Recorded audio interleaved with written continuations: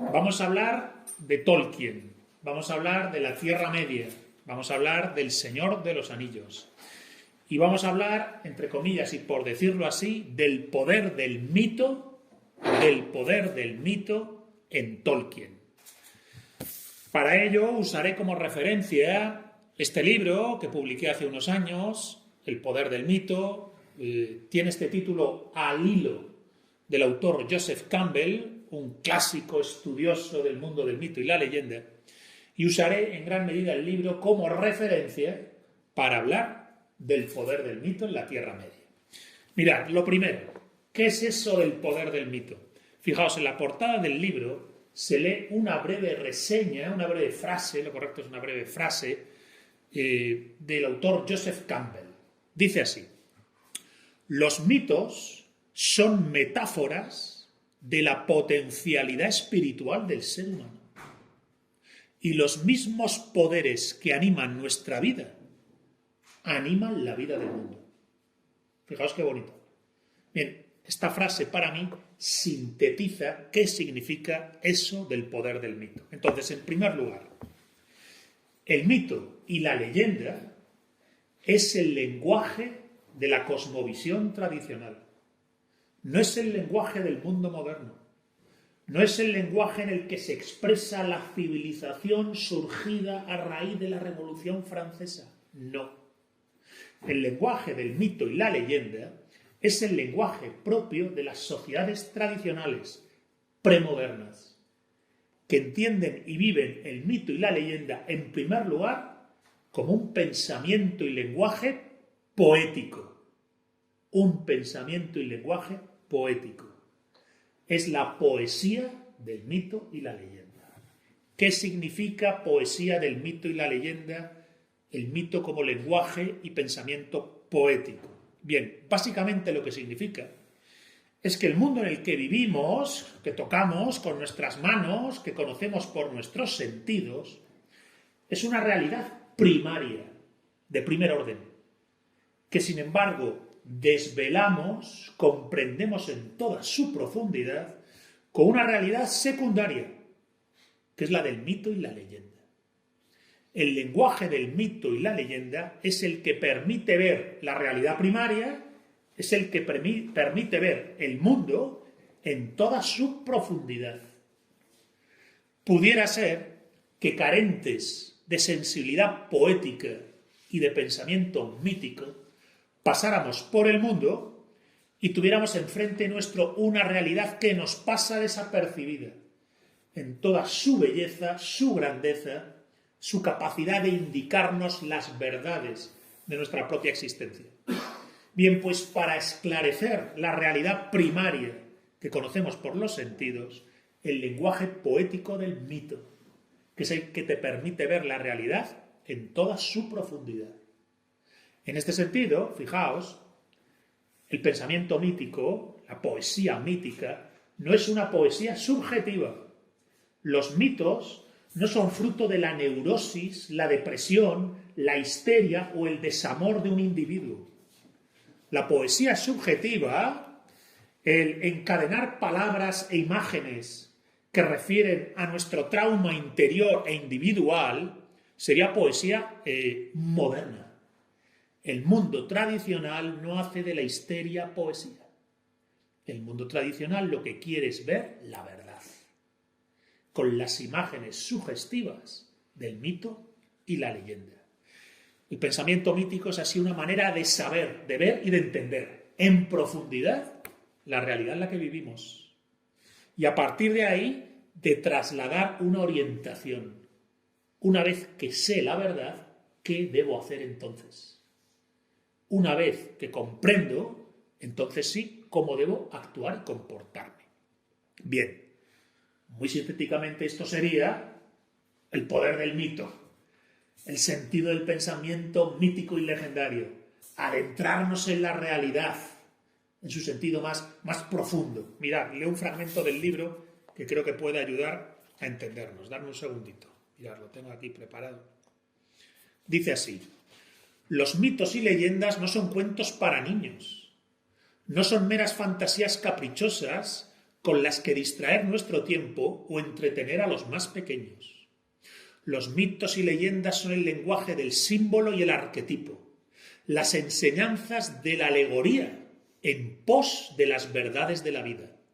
Verdades que por su propia condición espiritual no pueden conocerse en laboratorios o en fórmulas matemáticas, siendo entonces que el mundo de la tradición supo acercarse a ellas a través de mitos y leyendas. Mitos y leyendas que aún hoy pueden enseñarnos cosas sobre nosotros mismos y sobre nuestra propia existencia. Bien, pues esto es el mito en su sentido tradicional. El mundo tradicional se expresa a través del mito y la leyenda. A partir de aquí, Tolkien. Tolkien, de formación profesional, profesionalmente, como académico de Oxford, se dedica al estudio del mito y la leyenda. Es un experto en el cantar de Beowulf, un cantar de origen anglosajón, de origen escandinavo, una historia de héroes, batallas, ogros y dragones. Es un experto en literatura artúrica, sobre todo en el relato de Sir Gawain y el Caballero Verde. Es un estudioso del Kalevala, la literatura folclórico férica, lo correcto sería decir férica, el relato férico de la tradición finlandesa, que es una preciosidad. Le reivindico el Kalevala, si tenéis ocasión de leer ese maravilloso poema fantástico, legendario de Finlandia, es una preciosidad.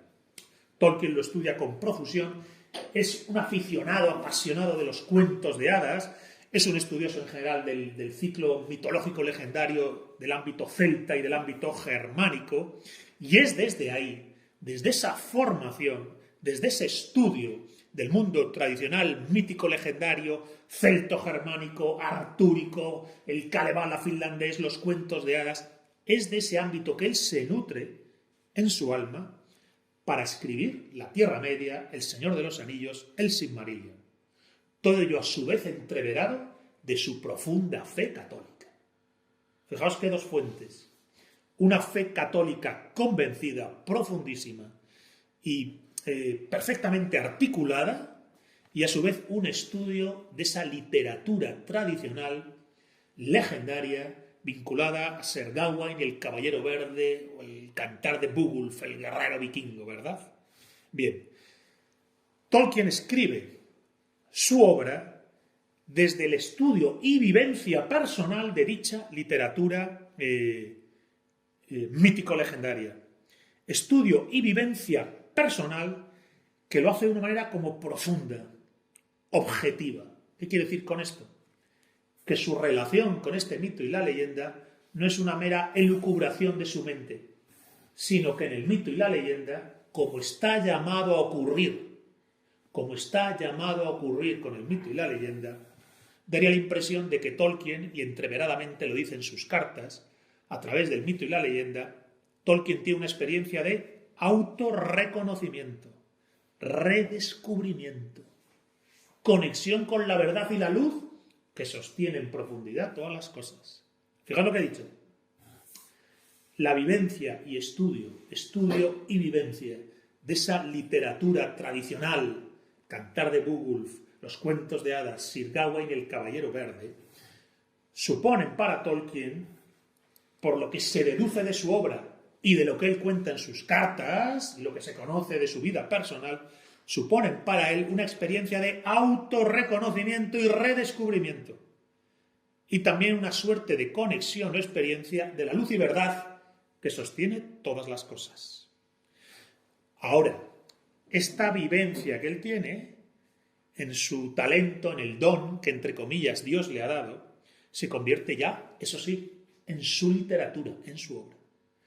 Es como si por un lado su personalidad articulada en la fe católica y por otro lado lo que ha recibido su alma del estudio de ese lenguaje mítico tradicional europeo se reformularan, se reelaboraran para él mismo crear un mundo completo, mítico, legendario, que es perfectamente coherente consigo mismo y con la cosmovisión tradicional, con lo que hemos llamado el poder del mito, la capacidad del mito de conducirte a las verdades de la vida.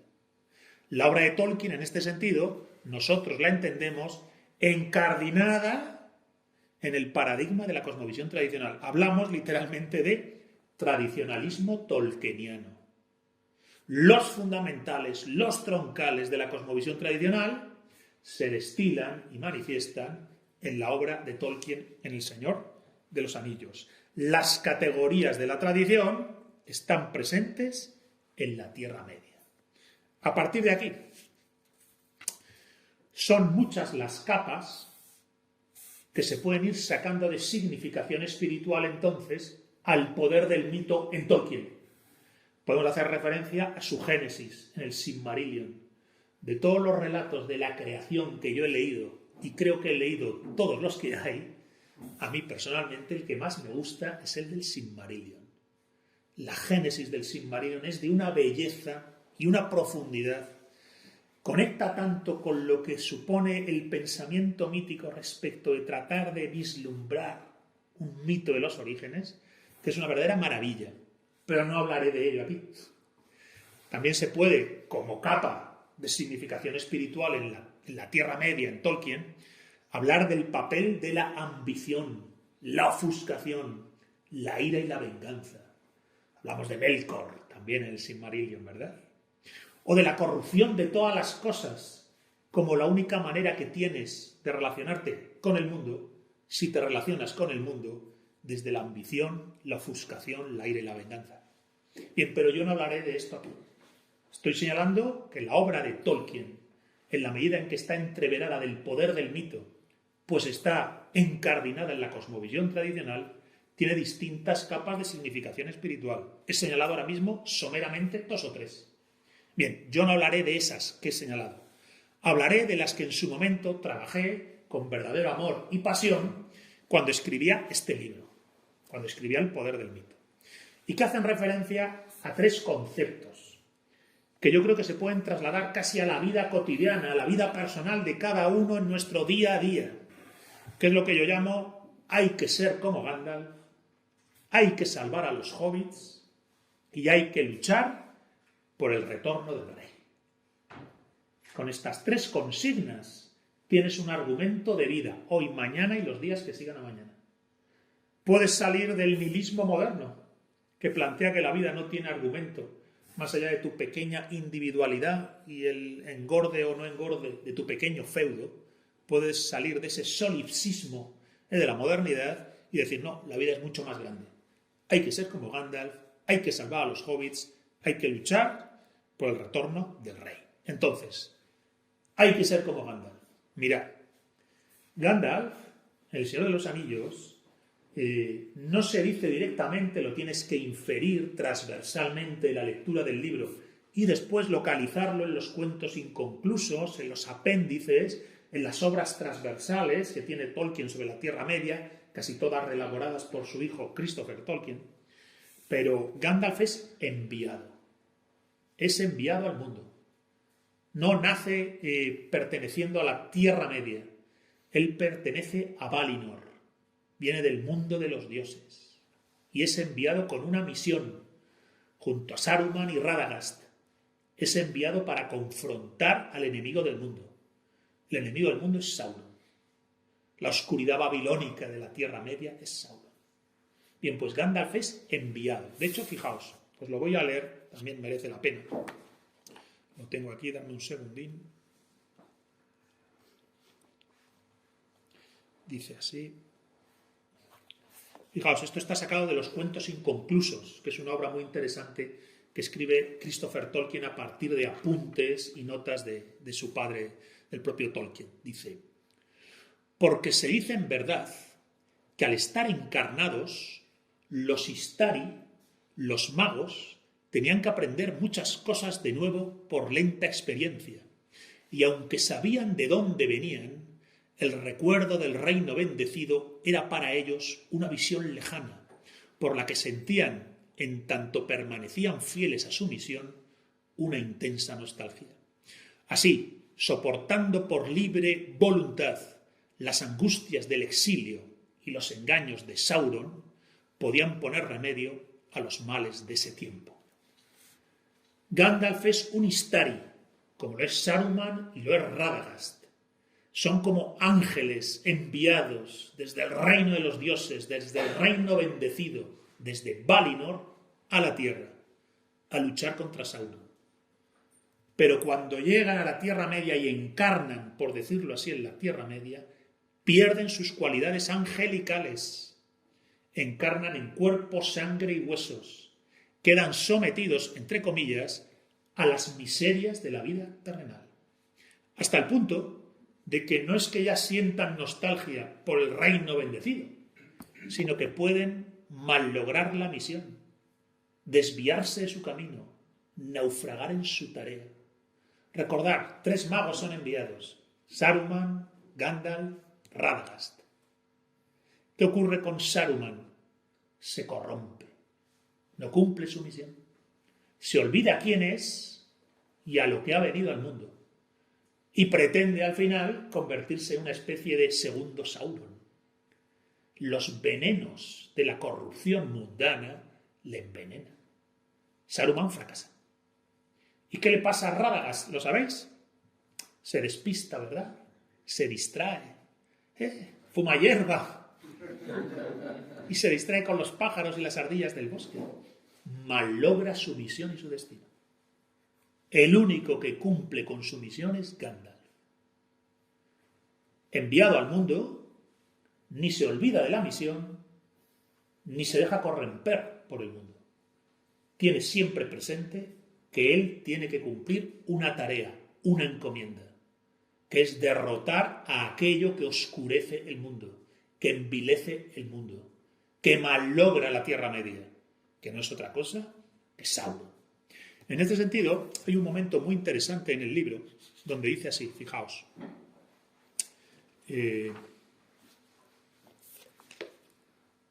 Gandalf es enviado y en principio, lo cuentan en los cuentos inconclusos, viene ahí recogido como apunte, transversalmente aparece en el Señor de los Anillos. Se nos cuenta que Gandalf en principio, cuando todavía es un Istari, cuando todavía es un mago en Valinor, es una especie de ser angelical, él no quiere ir a la Tierra Media, porque tiene miedo de Sauron.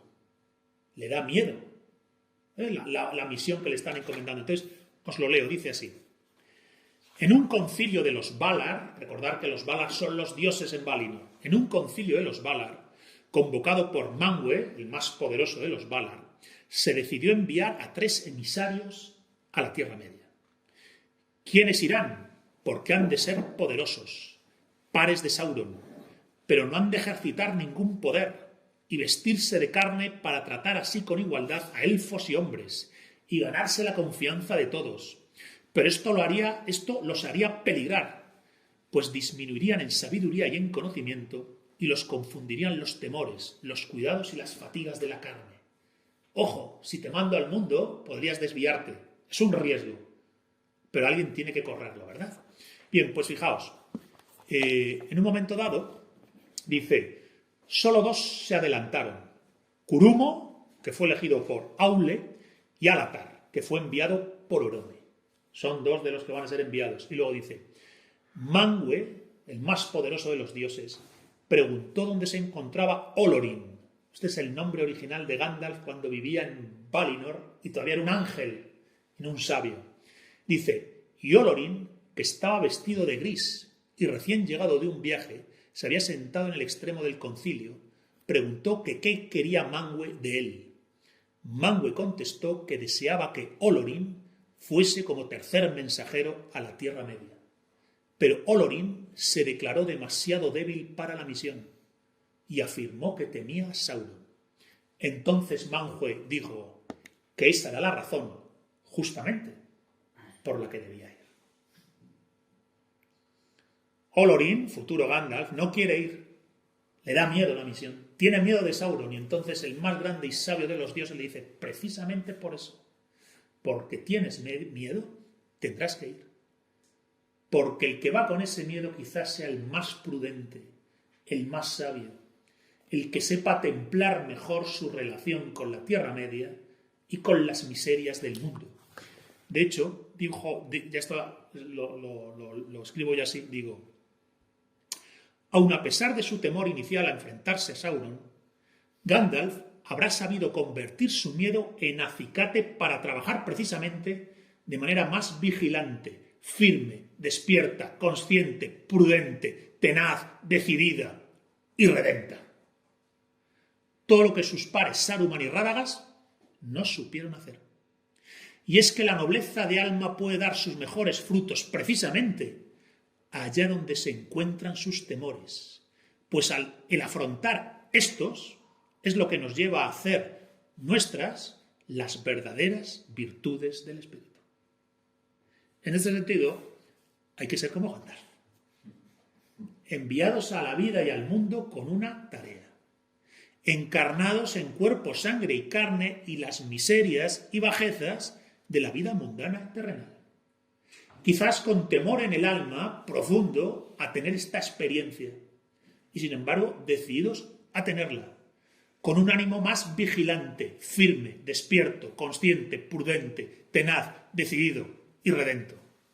Enviados a la vida terrenal con todas sus dificultades, con todas las dificultades que esto implica, pero nunca olvidar que estamos dotados de una esencia divina, que es nuestro verdadero ser y nuestro origen y destino, y que estamos llamados a despertar y recordar y ponernos manos a la obra. No hay vida sin misión, no hay vida sin tarea, no hay vida sin cruzada, más aún en los tiempos que corren, contra dicha oscuridad babilónica de Sauron. No cejar en la misión encomendada y perseguirla sin desfallecer y sin dudar, sin despistarnos como Radagast ni corrompernos como Saruman, sin embobarnos embelesados con un deleite o pasión y perdernos enamorados lejos del rumbo que debíamos seguir, ni dejarnos corromper por los poderes y bajezas de ese mismo mundo. No olvidar ni subestimar los riesgos de la vida encarnada y vivir efectivamente vigilantes, atentos, despiertos, conscientes, decididos, esforzados en el cultivo de la sabiduría y la virtud y entregados, sin rendirnos, a la misión encomendada. Cuando digo hay que ser como Gandalf, estoy diciendo que no hay vida sin misión y sin tarea. Y que no hay misión y tarea que no tenga un significado espiritual, que no tenga que ver con doblegar algo que oscurece el mundo. Y que, encarnados, podemos despistarnos, podemos incluso corrompernos. Bien, pues hay que ser como Gandalf, ni se despista ni se corrompe, atento, vigilante, consciente y presente, siempre recuerda su misión, siempre recuerda dónde viene y siempre sabe lo que tiene que hacer. No se desvía, no se despista, no se corrompe. Hay que ser como Gandalf. Pero hay más, fijaos. Digo aquí, de todos los errores que comete Sauron en la Guerra del Anillo, quizás el más importante de todos, ¿cuál es? Haber menospreciado a los hobbits. Mirad, he dicho, hay que ser como Gandalf. La sabiduría de Gandalf, ¿verdad? Todo lo que he dicho de Gandalf no es sino apelar a vivir con sabiduría, autoconocimiento y voluntad y decidida de actuar conforme a dicha sabiduría y dicho autoconocimiento. Bien, pues no basta con eso. Si queremos derrotar a Sauron, Tolkien hace un hallazgo literario maravilloso. Y es que si lo pensáis bien, Gandalf y Aragorn son figuras arquetípicas que ya habíamos visto en el pensamiento mítico, en la literatura tradicional, el mago Merlín y el rey Arturo, ¿verdad? El sabio y el rey, el valor del héroe, la sabiduría del mago. Bien, lo que introduce Tolkien en su obra, y que para mí es un verdadero hallazgo literario, es que para derrotar a ese mal que es Sauron, que a través de su anillo engorda el ego, la egoidad, el yo fenomenológico, el vínculo que establecemos con nuestro mero yo fenomenológico y su psiquismo, quiero, no quiero, me gusta, no me gusta, me apetece, no me apetece. Bien, el anillo de Sauron engorda eso. Sauron es en sí mismo eso. Bien, pues el antagonista de dicha egoidad, en realidad de dicha bajeza, son los humildes y pequeños hobbits. Fijaos, Sauron corrompe enanos, corrompe hombres, forja anillos para los elfos, pero se olvida de los hobbits.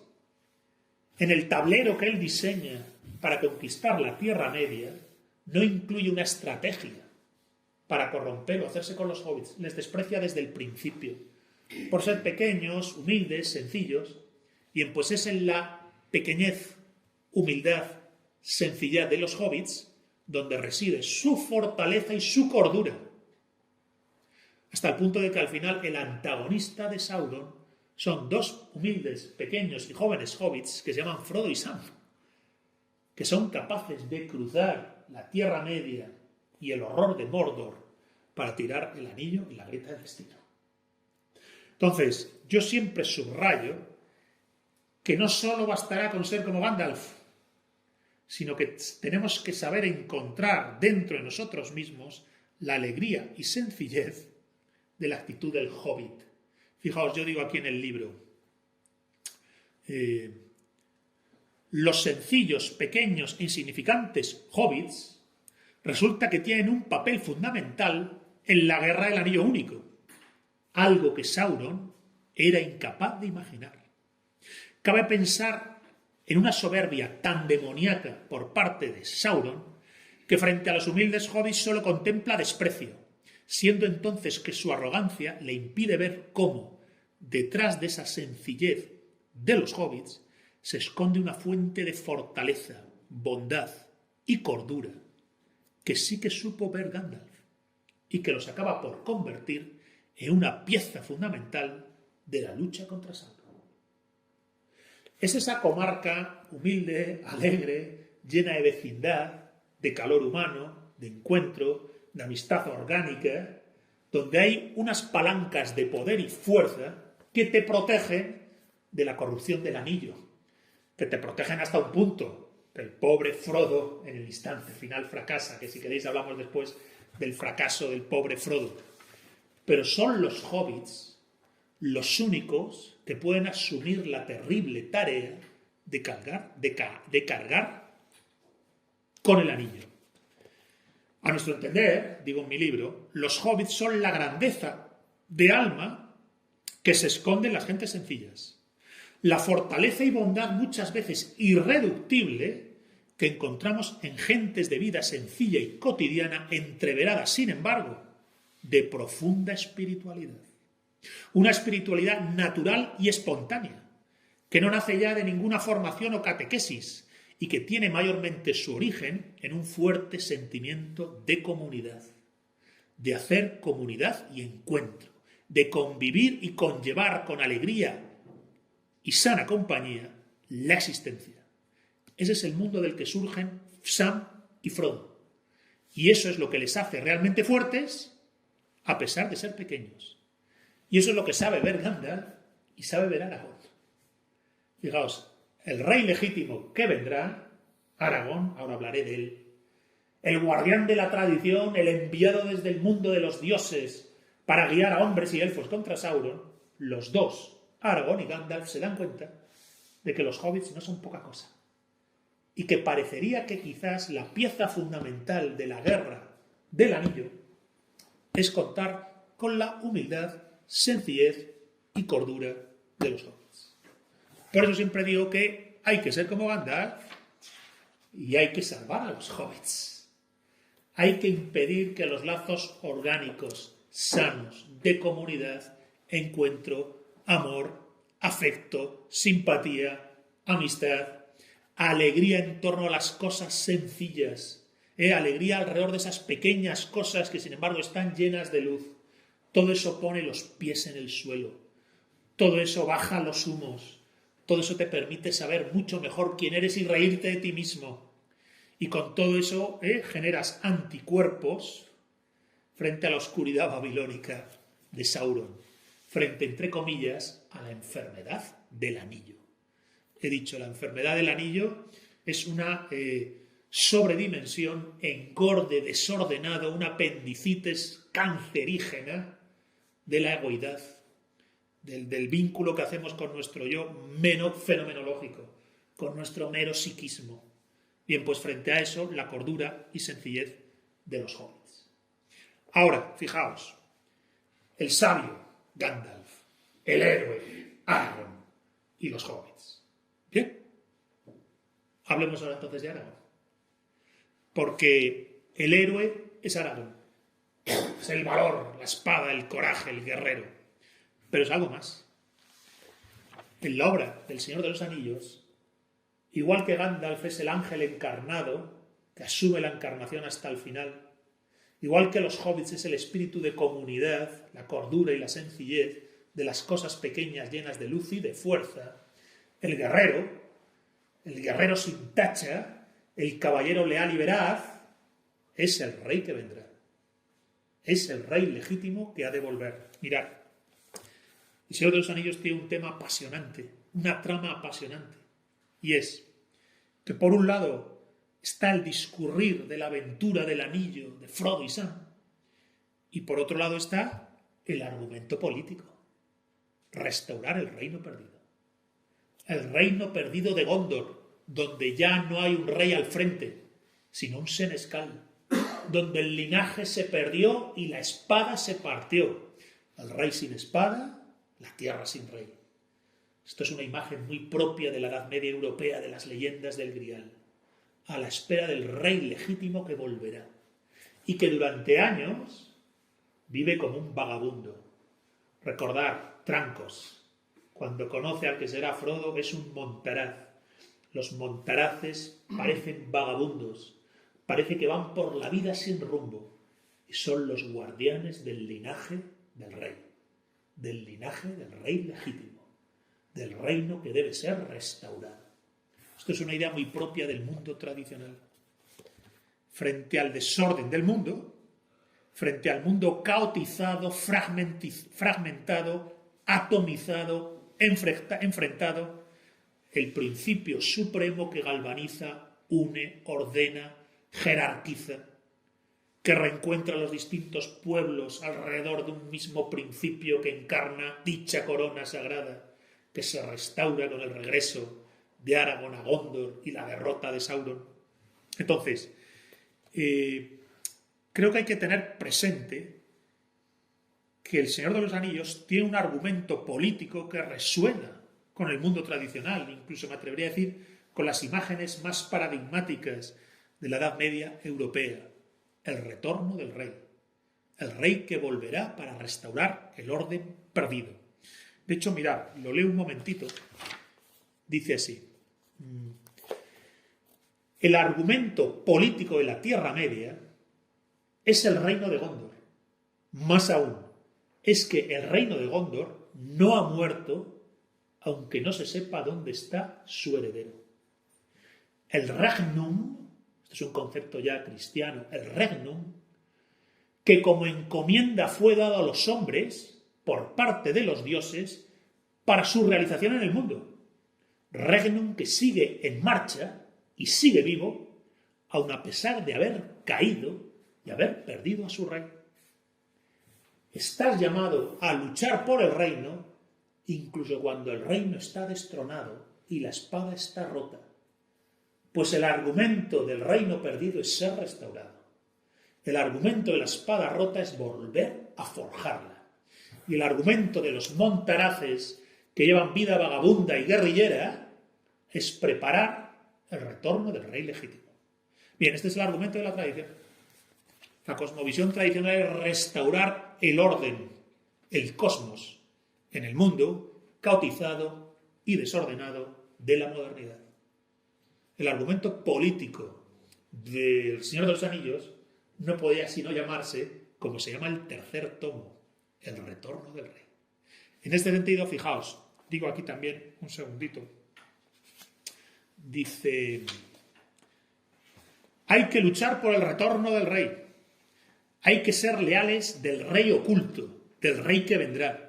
No vale ni desesperar, ni abandonar, ni olvidar, ni replegarse a la patria chica y carnal de nuestra comarca o nacionalidad. El proyecto por excelencia de la Tierra Media es el regnum, por caído que esté u olvidado que se encuentre. Esa es nuestra patria espiritual, designio divino que es a su vez encomienda para los hombres y mujeres de este mundo, para llevarlo a cabo con esfuerzo y humildad, y en cuya lucha, más allá de la victoria o la derrota, se cifrará el sentido verdadero de nuestra libertad. Cualquier otra cosa nos aliena de nosotros mismos y del sentido misional de nuestras vidas. El argumento de la vida es ser como Gandalf, salvar a los hobbits y luchar por el retorno del rey. Pues se puede decir que el reino, el concepto metafísico del reino, lo que nos traslada a los hombres es que no es solo una construcción humana, perecedera y contingente, sino que es una manifestación de un designio divino que entrevera las acciones de los hombres. En este sentido, con el retorno del rey, auspiciado por Gandalf, que corona a Aragorn en Gondor, toda vez que Sauron ha sido derrotado y los hobbits han sido reconocidos como actores principales de la Tierra Media, toda esa escena no es sino la restauración de la cosmovisión tradicional en las imágenes simbólicas de Tolkien y su Tierra Media. Por un momento casi nos recuerda a Carlomagno en el medievo europeo. Entonces, hay que ser como Gandalf, hay que salvar a los hobbits, hay que luchar por el retorno del rey, hay que restaurar el reino perdido. Y es así como tomarse la vida. Aunque seas un humilde zapatero, te dediques a lo que te dediques, desde tu trinchera, la que te toque, en este mundo en el que parece que Sauron se impone, hay que ser como Gandalf, hay que salvar a los hobbits, hay que luchar por el retorno del rey. Pero hay más. Quiero dar un contenido más, que no aparece en este libro, pero que para mí es fundamental. Y es que estas tres consignas propias del mundo tradicional no son sino ideas propias de la cosmovisión tradicional vestidas con la poesía del tradicionalismo tolkieniano. Aparte de estas tres ideas, quiero trasladar una más, que es el reencantamiento del mundo. La obra de Tolkien está escrita desde una vivencia del mundo como un lugar encantado. Y con esto quiero decir en el que es posible, a pesar de todo y más allá de todo, la luz y la verdad. El mundo está dotado de sentido y de significado. No es un lugar desolado, desgraciado, apartado de la gracia. No. El mundo de Tolkien, cuando digo que está encantado, es porque en él, más allá de las miserias, de la cotidianidad, de la mundanidad, habita la luz y la verdad. A través de la poesía tolkieniana, del poder del mito tolkieniano, se nos invita a un reencantamiento del mundo, que yo explico en mis conferencias muchas veces a partir de lo que llamo un nuevo concilio de Elrond. Mirad, no sé si os acordáis en la novela o en la película, si la habéis visto, que se organiza en Rivendell un concilio, ¿verdad? El concilio de Elrond. Llegan elfos, llegan hombres, llegan enanos, llega Gandalf, llegan los hobbits. Y entonces se pone sobre el tapete la situación. En la película se ve, no tanto, en el libro es más claro, cada uno de los emisarios que llega al concilio tiene algo malo que contar. Todos ellos dicen, hay una oscuridad de fondo en el mundo. Detrás de las cosas cotidianas se están dando pistas y señales de una oscuridad que avanza. Por esto que vimos en el bosque, por esto que vimos en el llano, por esto que vimos en la ciudad, por esto que vimos en el poblado, los enanos, los hombres, los elfos, los emisarios que llegan a Rivendell al concilio de Elrond, todos vienen con una preocupación. Una sombra que antes era más lejana, cada vez es más cercana y evidente. Daría la impresión de que las tinieblas pudieran cernirse sobre el mundo. Y es entonces que Gandalf dice, efectivamente tenéis razón. Es que Sauron ha vuelto y se ha armado en Mordor y pretende conquistar la Tierra Media. La oscuridad que veis debajo de la realidad mundana y cotidiana es el anuncio de lo que se nos viene encima. Y de hecho ha aparecido el anillo único, que si no lo destruimos, nos destruirá.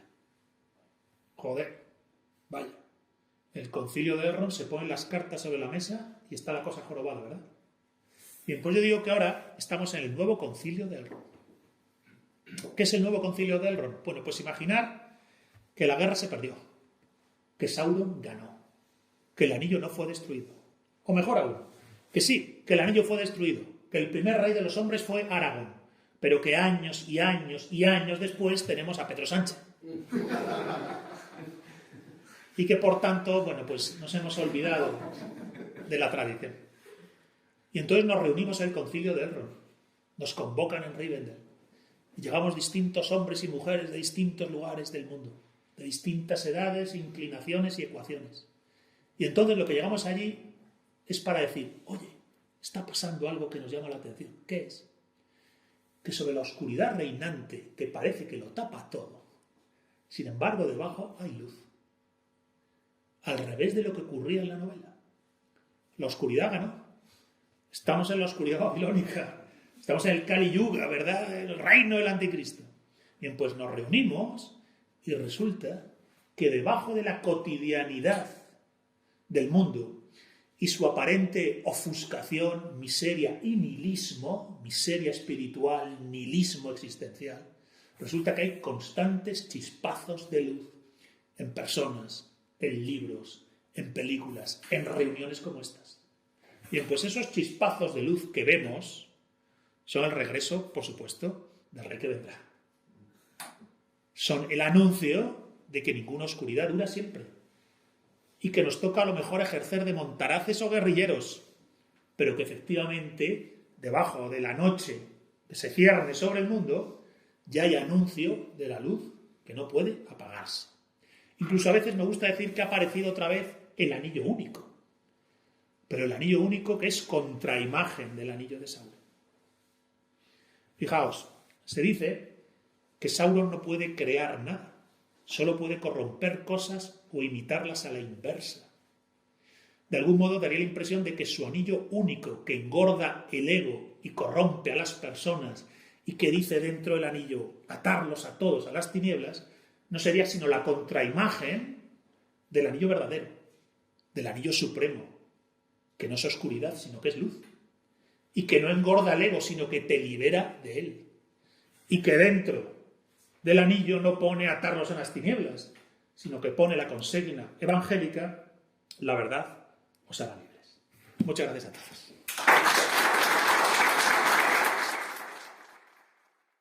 Pero si alguien tiene que comentar, alguna cosa que decir. La primera que te quería decir es que no sé si estoy equivocado, pero creo que eran 5 Istaris. Son 5 Istaris, son los 3 que conocemos y los 2 magos azules, que no se mencionan en El Señor de los Anillos, que se mencionan, no sé si en el Silmarillion, seguro en los cuentos inconclusos, y que son enviados a Oriente.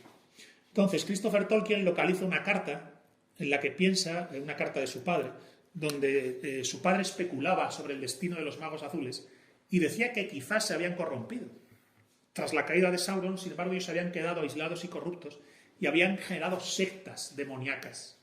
Bien, bueno, pues de Aragorn a Pedro Sánchez, pensemos que al final es que quedó un remanente de oscuridad y, joder, así estamos. Más cosas. Adelante, señorita. Bueno, en primer lugar, mil gracias por la conferencia o la charla. Me ha encantado, de hecho, prácticamente me ha emocionado. Gracias también a Carlos Tencio por invitarme, porque una maravilla. Y yo nada, 2 comentarios y una pregunta. El primer comentario, bueno, yo soy fanática de Tolkien, Silmarillion, Señor de los Anillos, todo lo que tenga que ver. ¡Ay, qué bien! Me encanta. Recuerdo, sí. Además, me encanta también como prácticamente el libro de filosofía, ¿no? Sí, así es como yo lo planteo. Justo, es que es un libro de filosofía que incluso... Yo digo que es un manual de la cosmovisión tradicional. ¿Qué es el mundo tradicional? ¿Qué es el mundo tradicional a la contra del mundo moderno? Si conectas con los arquetipos del Señor de los Anillos, eso es el mundo de la tradición. Justo. Pues, en fin, me gusta mucho eso. También me gusta mucho el mito artúrico, la leyenda artúrica. Y es cierto que había realizado yo ciertas conexiones entre uno y otro, pero me has abierto los ojos de cierta manera a que realmente hay una conexión patente. De hecho, también se dice de Rey Arturo, ¿no? Que es el rey que fue y el rey que será. Claro, que volverá al final de los tiempos de nuevo, exacto. Cuanto más se necesite, pues bien, volverá. Es cierto que también es algo así lo que pasa con Aragorn y con su linaje. Fue y volvió a ser. El segundo comentario es en relación a los hobbits, lo que señala sobre la bondad de estos pequeños hobbits. Está realmente la verdadera herramienta para luchar contra el mal. Y creo que Gandalf lo dice de manera muy sabia cuando dice aquello de los actos sencillos de amor son los que mantienen el mal alejado. Exacto. Que es una frase además preciosa, es una frase que prácticamente te ayuda a realmente encontrar la felicidad en las cosas pequeñas y es casi un lema de vida, ¿no? Al menos para mí, de cierta manera, lo es. Y la pregunta es, a ver si podrías elaborar un poco más sobre aquello que has dicho sobre el fracaso de Frodo, porque es cierto que llegas al final del libro, ya casi estás tú también cansada físicamente después de todo lo que ha ocurrido, ¿no? Y lees que al final Frodo también es tentado, entonces yo tengo mis propias ideas sobre, en fin, pues también ahí está la grandeza del Hobbit, ¿no? Que no es impoluto, no es incorruptible, él también se puede corromper. Hombre, es terrenal, es mundano. Justo, Es decir, justo. Entonces no sé si tienes alguna a ver, idea. yo lo trato en un canal, participo de un canal que se llama Releyendo a Tolkien, donde todos los meses, junto a otros montaraces, leemos un capítulo del Señor de los Anillos y lo comentamos. Releyendo a Tolkien con Gonzalo Rodríguez, lo vais a localizar. Entonces tenemos un capítulo donde hablamos de eso, porque es un momento de especial intensidad. Es decir, Frodo y Sam han pasado las de Caín, llega a la grieta del destino, y Frodo, que lo lleva advirtiendo ya varios capítulos, hay un momento en que le dice, creo recordar a Sam, ya me tiene, le dice a Sam, diciendo, Sauron ya me tiene. En el último momento, dice, ya no lo tiro, el anillo es mío, y se lo pone. Entonces, era de esperar. Frodo es alguien dotado de especial condición hobbit. Es alguien dotado de especial sencillez, humildad, amor, cordura. Todo eso le ha protegido durante largas y largas semanas. Pero al final se ha roto. Al final se ha roto. Porque es que lo que lleva en su pecho es como la concentración de lo demoníaco. Si lo demoníaco es esa confusión de creer, soy esto que quiero, esto que me gusta, esto que me apetece, este es mi centro, eso se condensa en Sauron y su anillo. Entonces, por mucha cordura y sencillez que tenga, al final fracasa. Y tanto fracasa que se produce entonces la gran paradoja del Señor de los Anillos, que para mí es una maravilla, y es que se pone el anillo y en ese momento que parece que todo está perdido, interviene la providencia. Porque si a alguien el anillo le ha destrozado la vida y la cabeza, es al pobre Sméagol, que se convirtió en Gollum, la criatura más miserable de la Tierra Media. Bien, la enfermedad del anillo en Gollum es máxima. Bien, pues es la enfermedad del anillo lo que mata a Sauron. Es el Gollum capaz de arrastrarse en la mayor de las bajezas, de saltar sobre Frodo y de un bocado arrancarle un dedo y ponerse y saltar de alegría con el anillo, entonces caer, ¿no? Resbalar y caer al abismo, a los fuegos del volcán y morir. Es la enfermedad del anillo lo que mata a Sauron. Y de algún modo tiene una especie de justicia poética. Podríamos decirle a Sauron, ¿qué esperabas?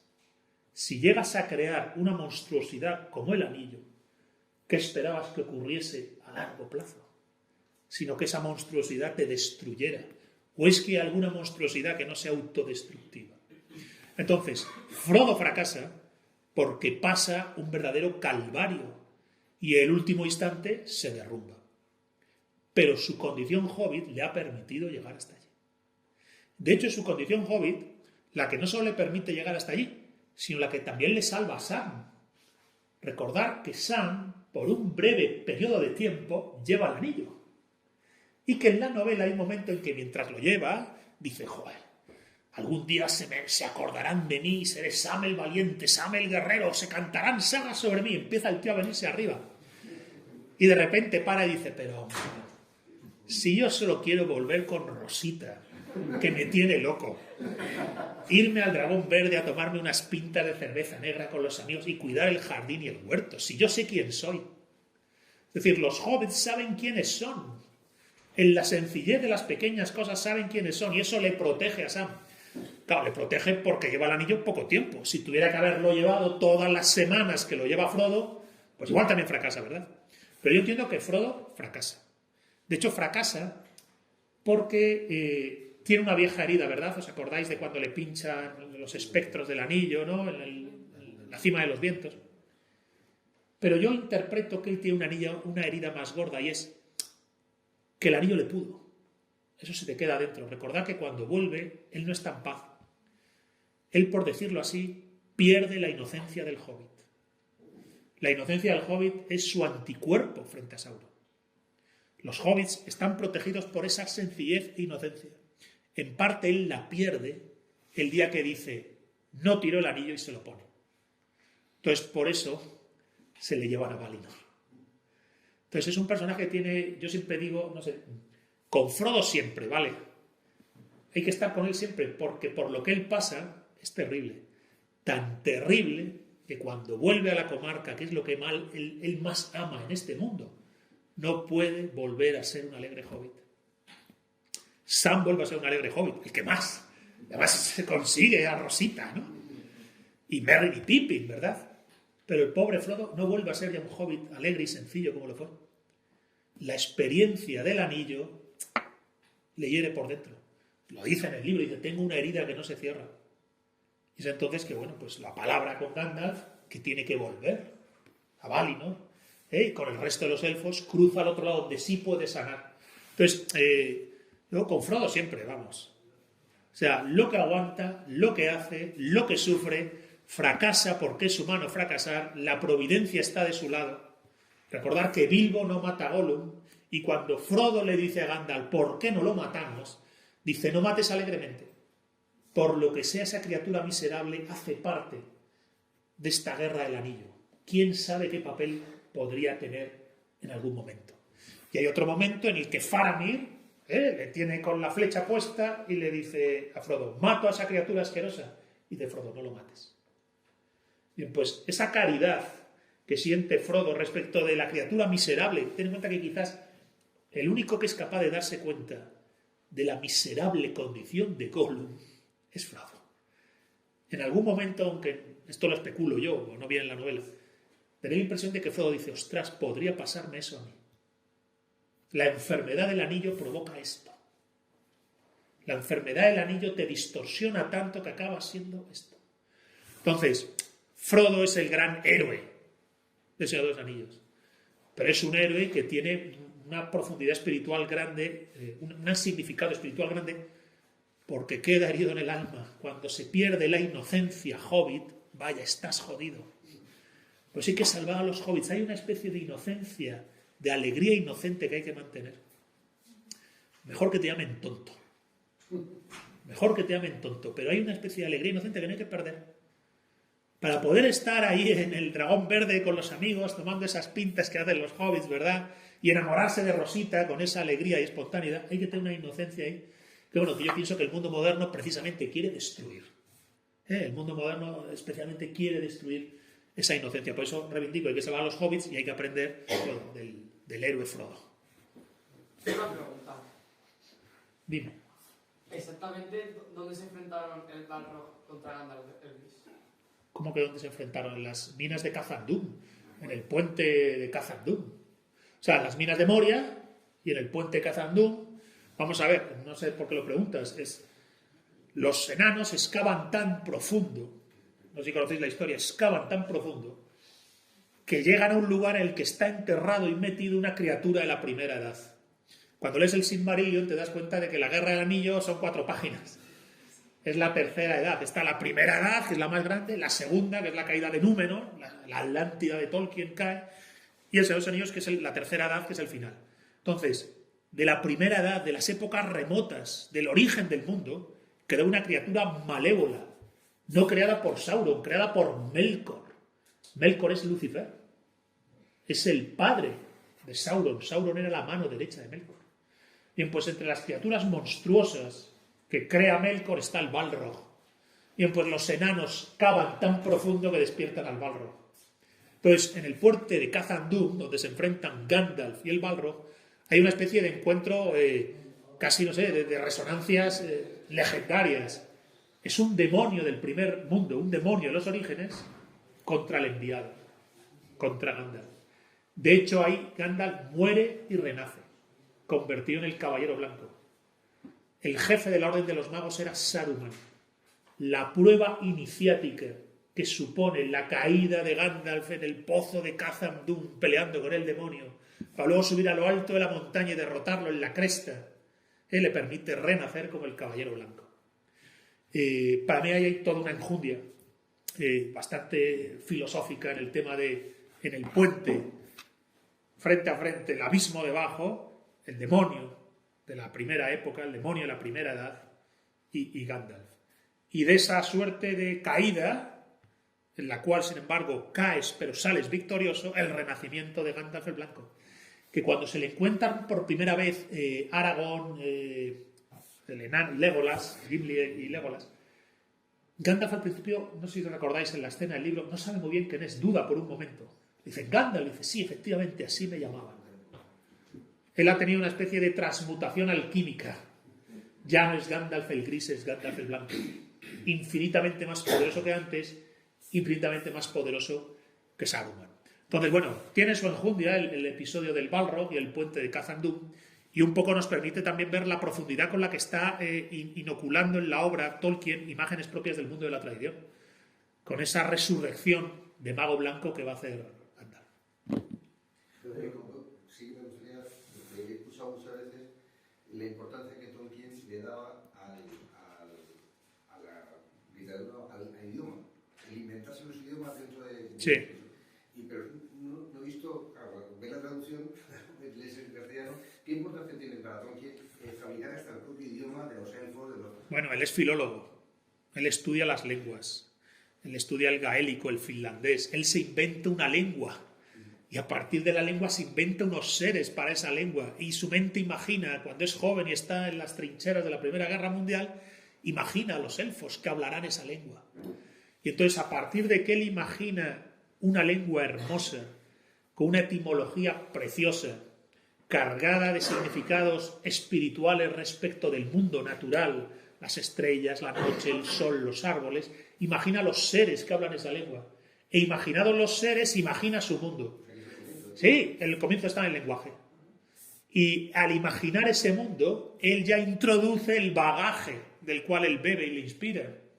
La tradición folclórica europea celto-germánica. Entonces, a partir de ahí ya, los primeros apuntes que él toma, que son el Silmarillion, cuando es muy joven, él va creando el mundo. Piensa que la génesis de la obra de Tolkien, la obra literaria, deriva del Silmarillion. El primer libro que él escribe es el Silmarillion. Y lo que ocurre es que él quiere escribir un cuento para sus hijos y dice, en un agujero vivía un hobbit. Entonces, cuando él va desarrollando esa historia, él va ubicando esa historia en el mundo que él ha soñado en su juventud. Y conforme la historia se va desplegando, le van surgiendo arquetipos tradicionales. Hasta el punto de que cuando ya escribe El Señor de los Anillos, ¡ostras!, le aparece el rey legítimo.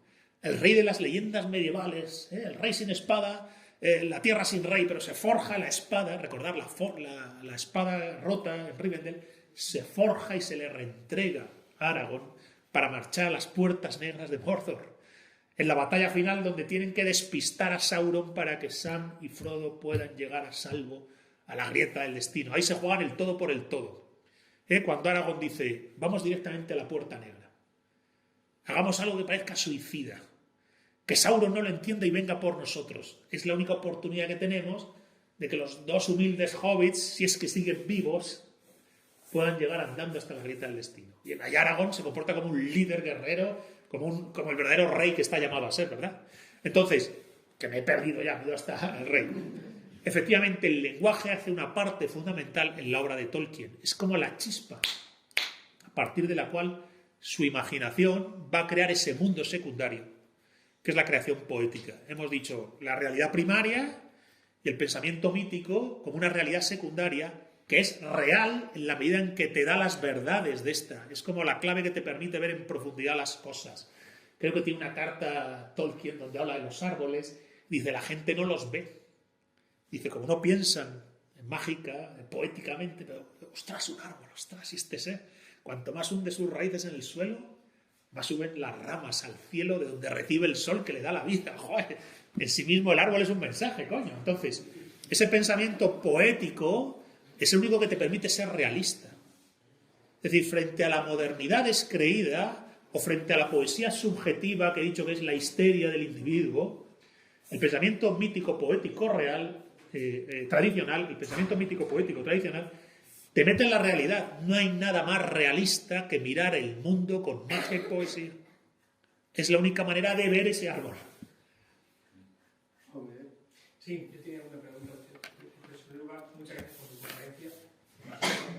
enhorabuena porque creo que es muy sugestiva y muy sugerente a la pensar. Vamos a ver. Yo la vez que leí El Señor de los Anillos tenía 14 años, hace ya casi 40 años. Y después, a partir de ahí, lo he leído varias veces y he leído también gran parte de la obra de Tolkien. El segundo libro que yo leí fue El Silmarillion, de Tolkien. Y ahí, usted ha hecho antes mención a este pasaje que yo lo releo frecuentemente, que es el Génesis del Génesis de Silmarillion. Es una preciosidad, sí. Porque es una preciosidad, con la sinfonía, con la nota discordante. Y dos anotaciones. Yo, tal como lo entiendo, y yo quería preguntarle su opinión, si usted lo ve también de la misma forma, es un Génesis que realmente entronca con la concepción tradicional y con muchos mitos tradicionales, pero no es maniqueo en absoluto, sino que es una concepción donde no están el mal y el bien en el mismo plano. Que no, para nada. No, maniquea, que en algunas culturas y en algunos mitos sí que lo tienen, pero este no lo tiene. Y después, por otra parte, digamos que es el marco de referencia del cual se puede entender ya todo El Señor de los Anillos. Exacto, sí. Esa es la impresión que yo tuve cuando leí este pasaje. Me gustaría conocer su opinión. Bueno, pues es que efectivamente el Silmarillion está entre mis 10 libros favoritos de la vida mundial. Yo tengo mi lista y digo, estos son los 10 libros de mi vida. Pues ahí está el Silmarillion.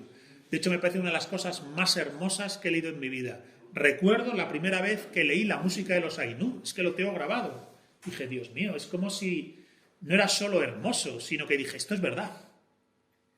Estas imágenes metafóricamente me dicen la verdad del universo y de la vida. De hecho, cuando visité la tumba de Tolkien, me llevé el Silmarillion y frente a la tumba de Tolkien leí el arranque de la música de los Ainur. Entonces, ¿qué ocurre? Que no es nada maniqueo, es decir, no es el Dios del bien y el Dios del mal en igualdad de condiciones. Es el absoluto que genera con esa música maravillosa el universo y que cada una de las entidades que se despliegan en ese universo sonoro, musical de armonía y belleza, tiene libre albedrío para ser uno con esa verdad que se despliega o desviarse conforme a su propio criterio. Esa disonancia ya es el mal. Y esa disonancia es Melkor. Pero Melkor es diminuto respecto de Eru Ilúvatar. De hecho, es diminuto respecto de Manwë, el más grande de los Valar. Es verdad que en principio Melkor es el más hermoso de los hijos de Ilúvatar. Pero la propia disonancia que él quiere trasladar a la creación le hace a él mismo ser disonancia. Y él acaba convirtiéndose en lo que es. Recordar que Melkor vive entre asustado y enfadado, en las entrañas de su mina, ¿verdad? Con la corona, con los Silmarils, que le atormentan, pero es incapaz de quitársela porque la desea. Entonces, no hay maniqueísmo. Lo que hay es la corrupción. La corrupción por una especie de conducta desordenada respecto del libre albedrío. El libre albedrío de Melkor es desordenado, pues pretende ser él, literalmente se dice así en el Silmarillion, el director y gestor de esa sinfonía, de esa gran obra. Es incapaz de decir, la verdad me hace libre. Es incapaz de decir, yo me hago uno con el Padre, ¿no? Él dice, mi propia libertad individual me hará verdadero y yo seré uno conmigo mismo y no con el Padre. ¿Verdad? Entonces, no hay que olvidar que Tolkien se mueve en las coordenadas perfectas de un católico educado por un sacerdote católico español, lo sabéis, desde niño, lo tiene muy claro. Entonces, sin que él pretenda hacer catequesis, porque no es así su obra, él no es así, no está haciendo catequesis, pero las coordenadas en las que él vive se trasladan a su génesis, a la música de los Ainur. Entonces, bueno, pues yo a quien no lo conozca recomiendo, es una lectura reposada que requiere de una actitud un poco de búsqueda de la experiencia literaria, que ya no se tiene, ¿no? La gente no lee, no sabe leer, se sientan 5 minutos, el puto móvil. Bien, pues yo invito a la mierda el móvil, a la mierda las redes, la tele, lo que sea, y con una luz agradable tener la experiencia de la lectura reposada, ya sea de literatura, en el sentido mítico, legendario, tradicional, del tradicionalismo tolkieniano, ya sea en el ensayo, en lo que sea, pero lectura reposada. En el Silmarillion de manera evidente se requiere de ese momento de recogimiento literario, que por cierto cada vez es más difícil, ¿no? Los jóvenes hoy en día, pues no sé, los que tenemos aquí, cuánto tiempo dedican a la lectura al día o a la semana, a la comprensión del mundo a través de los sabios que han sido, que en el mundo han sido, que decía Fray Luis de León, ¿verdad? Pero yo siempre digo que si quieres enderezar la mente y quieres enderezar el alma, y enderezar la mente y enderezar el alma es lo que hace un guerrero. ¿Os imagináis un guerrero con una espada torcida? ¿Os imagináis un arquero con una flecha doblada? ¿Os imagináis un guerrero con una espada que al golpear se rompe? Bien, pues tu alma es tu espada. Y lo que más forja y endereza el alma de la espada es la lectura, el estudio, la meditación y la oración, no el puto TikTok.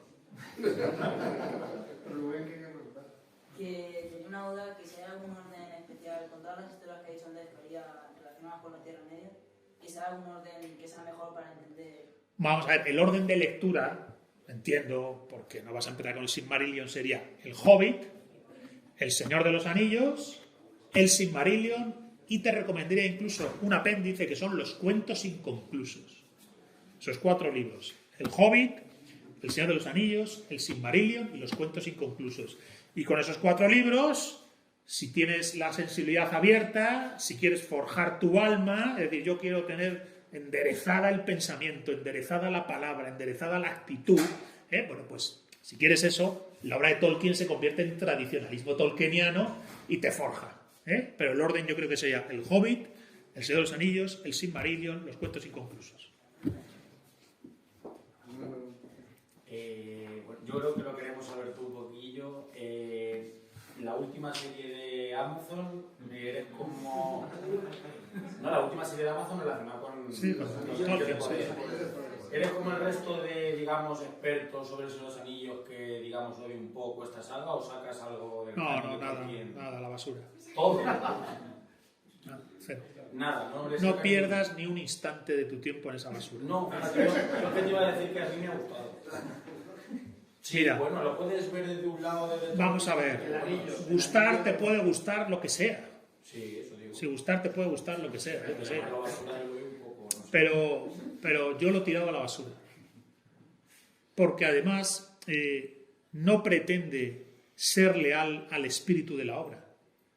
Es decir, deliberadamente no pretende ser leal al espíritu de la obra, sino que pretende, cogiendo los elementos de la obra, construir una narración que por un lado sea distraída, sea un producto de consumo audiovisual, y por otro lado sea una sutil vía para colarte su propaganda.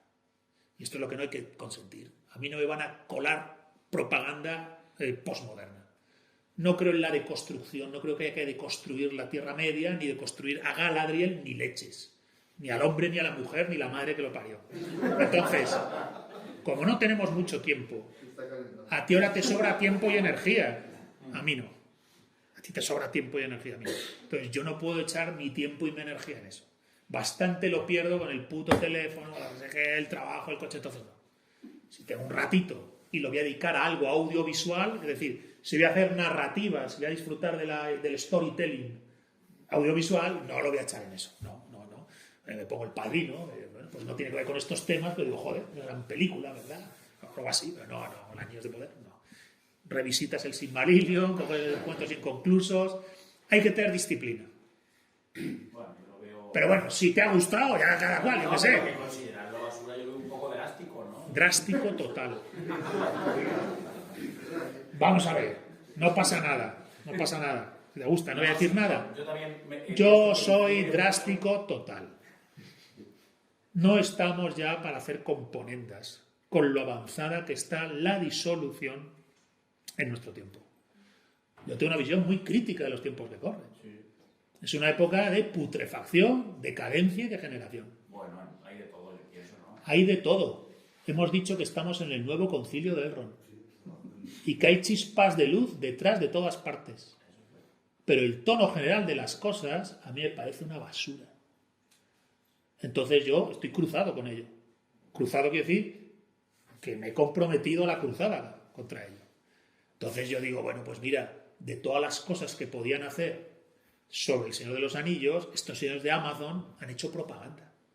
Pero propaganda no sé con qué... Propaganda significa que con la excusa de contarte una historia de entertainment basada en El Señor de los Anillos, te están colando una plantilla ideológica. Una plantilla ideológica que yo no solo no comparto, sino que encima estoy convencido de que es subversiva. Porque podemos no compartir un montón de cosas, joder, no pasa nada. No tengo por qué estar de acuerdo con todo el mundo en todo. Pero una cosa es que yo no comparta tu punto de vista o tus ideas de cómo hay que hacer las cosas, y otra cosa es que me quieras colar ideas que considero que en sí mismas son subversivas, contrarias al orden, contrarias al dharma, se dice en la India, adármicas. Bueno, pues yo no estoy ahí. De hecho, no solo no estoy ahí, sino que cojo y digo, es una basura, no voy a perder mi tiempo en ello.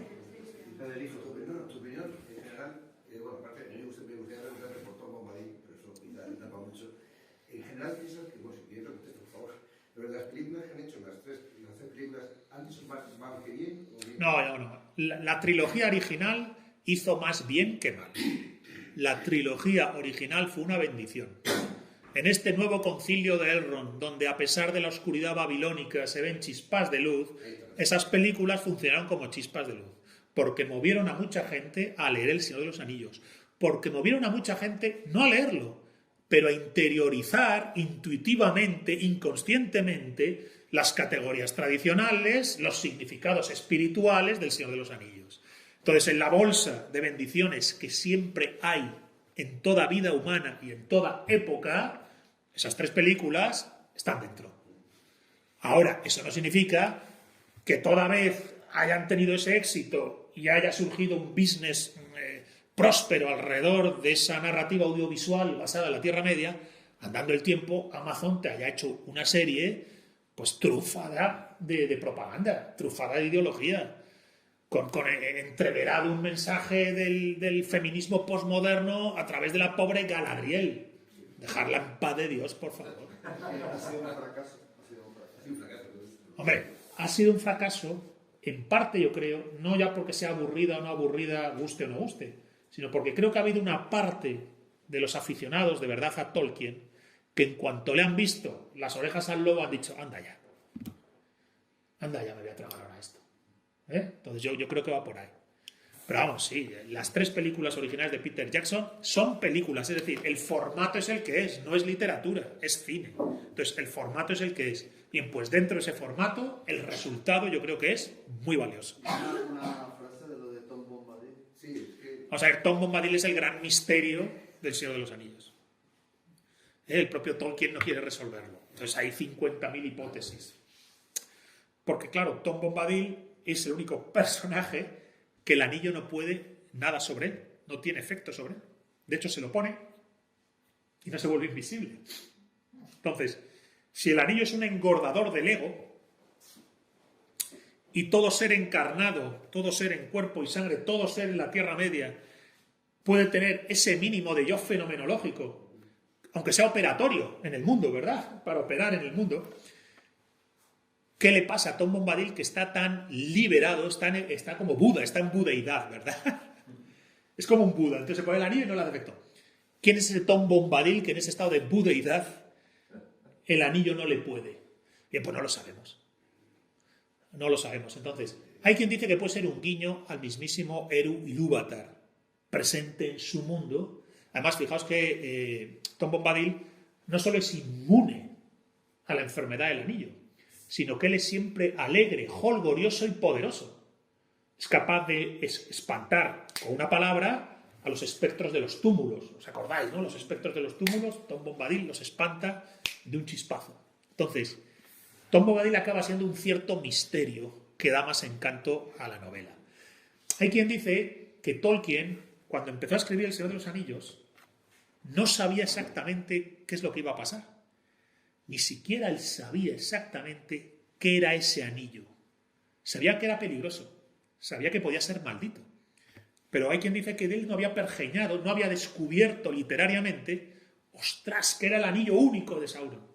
Entonces, cuando escribió ese tramo de la novela, él todavía no sabía lo que iba a pasar. Y luego ya desplegó el relato y dijo, ostras, ahora acabo con este. Pero yo creo que es especulación. forma parte de la belleza y el encanto del Señor de los Anillos. Claro, la película no lo sacan porque rompe completamente la posibilidad de entender el relato, ¿no? Pero a mí me encanta Tom Bombadil. Tiene una alegría y contento espontáneo.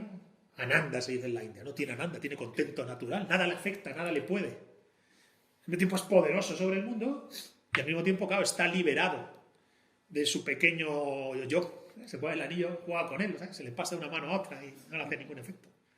Entonces, bueno, pues no lo sé. ¿Alguna pregunta más? ¿Alguna cosa más? A ver, ¿quién de los presentes ha leído El Señor de los Anillos? Levante la mano, por favor. O sea, de los jóvenes, solo este caballero. No soy tan joven. De los demás, ninguno. No habéis Una leído. pregunta, ¿quién después de esta charla lo va a leer? Yo lo leo otra vez. Nada, pues. En abril, vaya, ya. En abril. Bueno, vamos a ver. Yo creo que si leer siempre requiere de una cierta musculación de la inteligencia, ¿no? Y de la atención, requiere de una cierta musculatura del entendimiento. A los jóvenes de hoy en día os están, no sé cómo decir, raquitizando vuestro músculo intelectual. Es decir, si tú vas raquítico a un gimnasio con un cuerpo escombro, que se dice ahora, ¿dónde vas, cuerpo escombro? Entonces llega el monitor del gimnasio y dice, hostia, bueno, pues te voy a poner estas pesas, pero vas a tener que hacer dieta y te va a costar mover 100 kilos en el press de banca, amigo, porque es que estás hecho una birria. Bien. Pues yo creo que el músculo de la atención, de la inteligencia, de la comprensión, está raquítico. O sea, tenéis cuerpo escombro intelectual. Esto pasa. Y eso hay que corregirlo. No lo puedes consentir. La debilidad es tu enemiga. No hay nada peor en esta vida que ser débil. Y no hay debilidad mayor que la del entendimiento. Entonces, para muscular y fortalecer el entendimiento, el pensamiento, la intelección, el estudio y la lectura es fundamental. Yo a todo el mundo le digo, no dejes de ir a levantar pesas, no te quedes cuerpo escombro, pero no dejes de estudiar y formarte, de la manera que sea, como sea. Yo qué sé, si no te da por la literatura, pues por lo que te dé, joder. Pero en el estudio y la comprensión de las cosas, tienes que tener una palanca de fuerza. Porque ser un piltrafilla intelectual va en tu contra. Ser un piltrafilla intelectual va en tu contra. Otra cosa es que me leas muy bien el libro de la vida, que pudiera ser. De esas personas que no tienen formación ni estudio, pero tienen una vida como de pirata, de aventura, que le han pasado tantas cosas y ha pasado por tantas cosas, o su vida ha sido una experiencia tan intensa, que parece que él mismo es protagonista de una novela como El Señor de los Anillos. En cuyo caso su propia experiencia y lectura biográfica le dan a lo mejor esa enjundia. Pero como todavía a lo mejor no estáis ahí, yo os invitaría a la lectura. Recordad que Alejandro Magno estaba fascinado con la Ilíada, ¿no? con las historias de Homero. Bien, como diciendo, ostras, a mí esta literatura épica me inspira. Y claro, Alejandro Magno lía la que lía. ¿No? Lía la que lía. Entonces yo os invitaría a no dejar de muscular entendimiento, conciencia y atención. Nadie se arrepiente de tener una mente despierta y fuerte. Nadie. Y casi todo el mundo se arrepiente, pasados los años, de haber tenido una mente dormida, apagada o a medio trabajar. Envuelta todavía en el papel ese de regalo con pompas, ¿no? No has estrenado el entendimiento, ahí lo tienes apagado. No, ponte con ello. Y para eso, pues joder, el Señor de los Anillos puede servir, ¿no? Como primer batido de proteínas, ¿no? De musculación. Muy bien, pues muchas gracias por estar con nosotros. Muchas gracias.